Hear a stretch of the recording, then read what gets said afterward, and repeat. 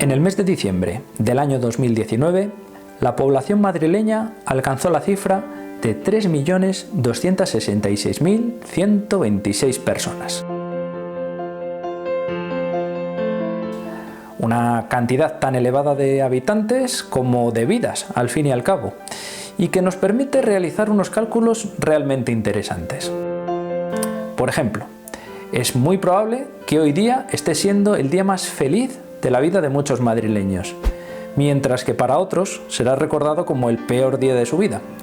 Incluso es más que probable que muchos madrileños consideren esta fecha como un día completamente anodino.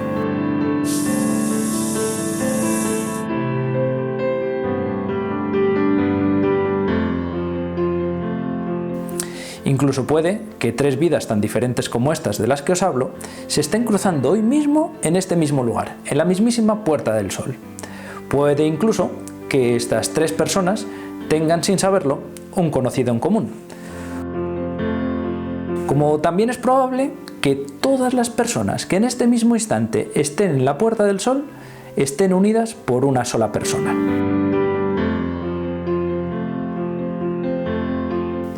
Y es que en la historia han quedado reflejadas las vidas de muchos madrileños, pero pocas veces nos hemos parado a pensar en qué ocurriría si las vidas más trepidantes, los amores más intensos, las miserias más reprobables o las grandezas más admirables de nuestros ciudadanos hayan sido puestas en común por una sola persona.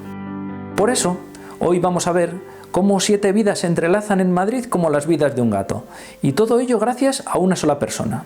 Una persona que existió, y tanto que existió, incluso se llegó a tomar un café en este mismo lugar en el que yo me lo estoy tomando. Pero para localizarla tenemos que callejear, tenemos que flanear por esas calles de Madrid hasta encontrar a esa persona que une a las vidas más apasionantes de nuestra ciudad.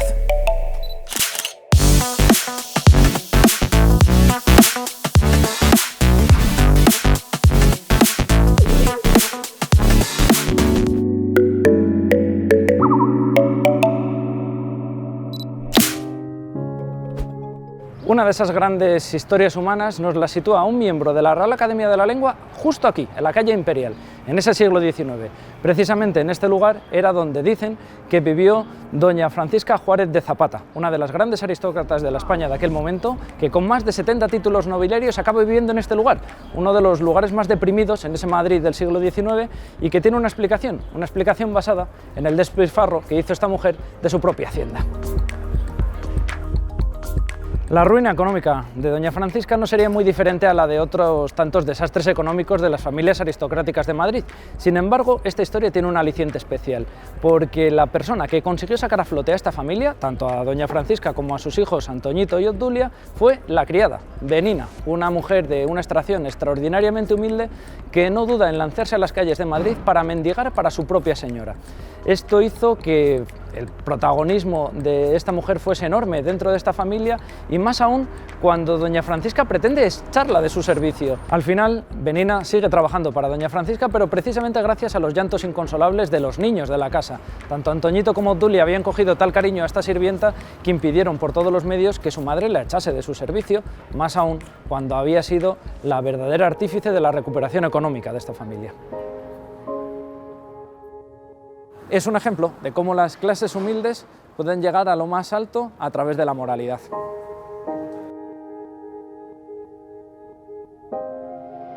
Otra de esas vidas completamente singular de ese siglo XIX, aunque él nació en el siglo XVIII, en el anterior, es la vida de don Gil de Carrascosa, un personaje que sabemos que estuvo con seguridad en esta calle, en la calle que hoy se conoce como Núñez de Arce, pero que en aquel entonces era la calle de la Gorguera. Bueno, ¿por qué sabemos que estuvo aquí? Porque sabemos, por los textos de ese siglo XIX, que tuvo una novia en esta calle, una mujer que dicen que era casi centenaria, pero bueno, su novia al fin y al cabo. ¿Quién era don Gil de Carrascosa? Bueno, pues era el perfecto chaquetero. Seguramente conozcáis a alguien un poco de estas características, pero seguro que don Gil de Carrascosa supera a todos. Don Gil de Carrascosa había sido educado por los padres agustinos de Móstoles. Lo que pasa es que dejó abandonada esa vocación, para pasmo de sus padres, por venirse a Madrid. Cuando viene a Madrid, gracias a esos colegas que se echa dentro del palacio, consigue que le nombren abad. Pero en el año 1812, cuando se proclama la Constitución de Cádiz, esas prebendas, esos enchufes, al fin y al cabo, que había conseguido gracias a sus colegas, desaparecen, como es lógico, y le obligan, pues bueno, a dejar de ser abad. ¿Qué sucede en ese momento con Don Gil? Que pasa de ser un perfecto defensor del antiguo régimen a convertirse en el perfecto liberal, apoyando todos los pronunciamientos, todos los golpes de Estado, en definitiva, las nuevas corrientes que surgen en ese momento. Sin embargo, 2 años más tarde, en 1814, cuando regresa a España Fernando VII, vuelve a ser el absolutista de siempre. Sin embargo, en 1820, cuando Fernando VII termina por jurar la Constitución de Cádiz, vuelve a convertirse en un liberal. Estos cambios y estos vaivenes en la persona misma de Don Gil de Carrascosa nos demuestran cómo Madrid está poblado por todo tipo de personajes, incluidos algunos que a lo mejor no suenan tan bien en el presente, los chaqueteros.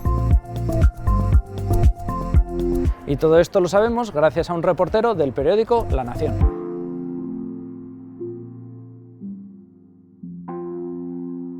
Pasamos de la ejemplar y caritativa vida de esta criada de Benina a otro ejemplo diametralmente opuesto, los miserables hermanos Requejo, 2 personajes que tenían su negocio a mis espaldas, en la confluencia de la calle de la Sal con la calle de las Postas. Sabemos de ellos gracias a un director del periódico El Debate, que precisamente nos cuenta cómo en el año 1808, y en concreto el 22 de abril, encerraron estos hermanos a una sobrina, a la hija de una prima de estos, en el sótano de esta tienda. Esa muchacha se llamaba Inés y en principio estaba destinada a un buen casamiento. De hecho, un párroco la trajo a esta tienda porque en Madrid eran los únicos familiares vivos que quedaban de esta pobre huérfana. Inés, pensando que su familia la acogería de buenos modos, no cayó en la cuenta que las intenciones eran completamente aviesas. Mauro Requejo lo que pretendía en realidad era casarse en secreto con esta muchacha. Lamentablemente, el encierro que supuso a esta muchacha la marcaría de por vida, más aún cuando ella estaba enamorada de otro muchacho, un muchacho de unos 16 o 17 años, más o menos la edad que tenía ella en ese año de 1808, y que acudió a su rescate. La historia es completamente fascinante porque el muchacho vino a rescatarla y así lo consiguió, y tuvo que enfrentarse no solo con el miserable de Mauro Requejo, sino con Juan de Dios, otro muchacho que también pretendía los amores de Inés. Curiosamente, ese enfrentamiento que tuvieron Juan de Dios y el propio Gabriel, que es como se llamaba ese chico, terminó desembocando en la mañana del 2 de mayo de 1808 en este entorno, donde el enfrentamiento que ambos jóvenes tenían por los amores de Inés se vio superado por otro enfrentamiento mayor, el enfrentamiento al ejército napoleónico, de los cuales ambos fueron en algún sentido víctimas ese 2 de mayo al presenciar todo lo que estaba ocurriendo en este entorno de Madrid. Esta cola junto a la que nos encontramos no es la cola para embarcarse en un cohete que nos lanzase a otro planeta donde no exista la pandemia, es la cola de Doña Manolita. Como veis, estamos en las cercanías de la calle del Carmen, donde se encuentra este establecimiento, y en concreto nos encontramos en la calle Mesoneros Romanos, una calle que toma el nombre de un cronista del siglo XIX en Madrid. Pero claro, en el siglo XIX, cuando Mesoneros Romanos tenía 20 años, pues no se llamaba la calle Mesoneros Romanos, se llamaba la calle del Olivar. Y justo aquí, gracias a lo que nos cuenta un estudiante que estuvo alojado en uno de estos inmuebles, conocemos una de esas historias fascinantes de las vidas que transcurren en la ciudad de Madrid. Como os decía, nos encontramos en la antigua calle del Olivo, la que hoy se conoce como calle Mesoneros Romanos. En la encrucijada entre la calle de Mesoneros Romanos con la calle de la Abada se encontraba uno de los lugares claves para conocer estas historias de las vidas de los madrileños. En concreto, nos vamos a referir al edificio que se encontraba donde hoy día están estos famosos almacenes que todos conocéis. Bueno, pues justo en ese enclave se encontraba una residencia de estudiantes conocida en Madrid como La Pajarera. ¿Por qué se le llamaba así? Porque a ella acudían la mayoría de los estudiantes que en el siglo XIX venían desde Canarias. Gracias a uno de esos estudiantes canarios, en concreto uno que estaba estudiando Derecho, conocemos la vida de un tal Felipín, un chico que en su caso había venido desde el norte para estudiar medicina en Madrid. Y lo interesante de la vida de este personaje es que otra vez más nos está hablando del comportamiento humano, de cómo es nuestra propia naturaleza. Este muchacho, después de dar varios tumbos, acaba sirviendo a Pedro Polo, un sacerdote en cuya casa permitió que se alojase este estudiante. Allí, bueno, al servicio de este sacerdote estuvo un cierto tiempo, pero fue echado con cajas destempladas por haber descubierto los amores que mantenía este sacerdote con una joven huérfana llamada Amparo Sánchez Emperador. Una joven que terminó siendo ciertamente acosada, incluso chantajeada por las confesiones que tuvo con este sacerdote y que afortunadamente consiguió librarse de él gracias a la astucia de otro joven, un indiano que logró manipular la situación con la suficiente destreza como para hacer feliz a esta muchacha y dar los morros a este sacerdote adúltero.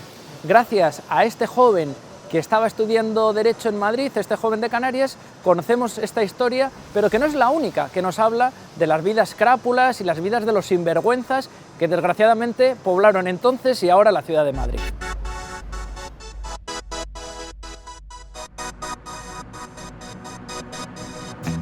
Otra de esas vidas curiosas de la ciudad de Madrid nos la transmite en el año 1885 un diputado del Partido Progresista por la provincia española en aquel entonces de Puerto Rico. Y ese diputado era uno de los muchos políticos que venía a comerse sus buenos cocidos aquí, al restaurante Lardi. Bueno, pues en ese momento coincide, porque aquí celebra su cumpleaños, José María Bueno de Guzmán, uno de los mayores crápulas de Madrid, que sabemos parte de su existencia por esos relatos que nos cuenta este diputado, que dice que incluso entre sus muchas canalladas se encontraba la de cortejar a su propia prima, una muchacha que estaba casada y a la cual don José María cortejó hasta que ésta cayó rendida, y una vez que ella enviudó y que por fin podrían haberse casado, decide abandonarla. Esas canalladas, que tan frecuentes son en los hombres de esa época, se encontraban también entre las mujeres, como es el caso de la marquesa de Salomó, una ultracatólica y ultramonárquica que al mismo tiempo que criticaba a todo el vecindario por su mala moral y por su flexibilidad en cuestión de los pecados, pero al mismo tiempo una adúltera consumada.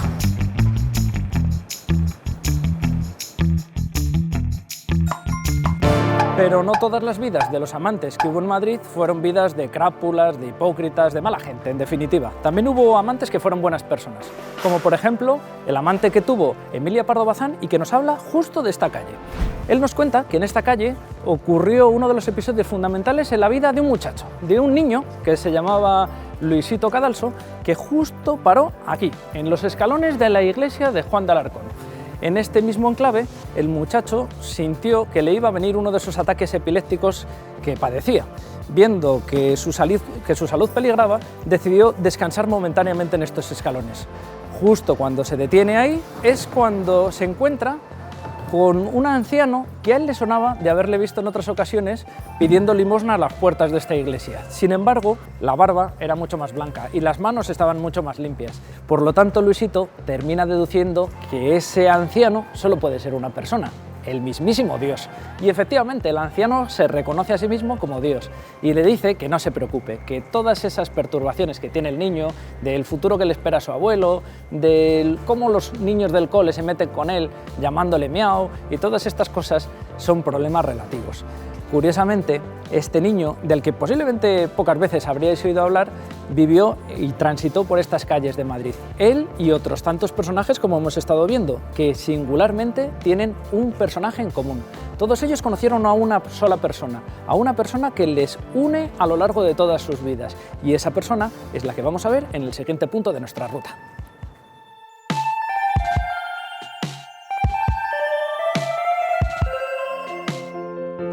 Todas esas personas, doña Paca y su criada Benina, son las protagonistas de la novela Misericordia. Los ruines hermanos Requejo aparecen en los episodios nacionales. Filipín, la acosada Amparo Sánchez y el cura Pedro Polo viven en el Doctor Centeno. El crápula de José María Bueno de Guzmán es el protagonista de Lo Prohibido. Don Gil de Carrascosa sale en La Fontana de Oro. Y el inocente Luisito es el nieto del protagonista de Miau, Ramón Villamil. Conocieron a una persona, o una persona les conoció a todos ellos, porque esa persona, que de hecho era un habitual en ese café donde hemos empezado esta ruta, en el Café Universal, en la Puerta del Sol, es la persona que curiosamente da nombre a esta calle. Es don Benito Pérez Galdós. ¿Por qué? Porque el diputado que se comía los cocidos en Lardi, el académico de la Real Academia de la Lengua, ese redactor de La Nación, el director del periódico El Debate, ese estudiante de Derecho que venía de Canarias y también amante de Emilia Pardo Bazán. Creó, en realidad, a todos estos personajes de los que hemos estado hablando en la vida de Madrid. Y curiosamente, también fue el creador de más de 8.000 personajes. 8.000 personajes entre los cuales seguramente veréis reflejados el alma de alguno de vuestros amigos, alguno de vuestros amantes, alguno de vuestros enemigos y sobre todo personas de las que aprender muchísimo.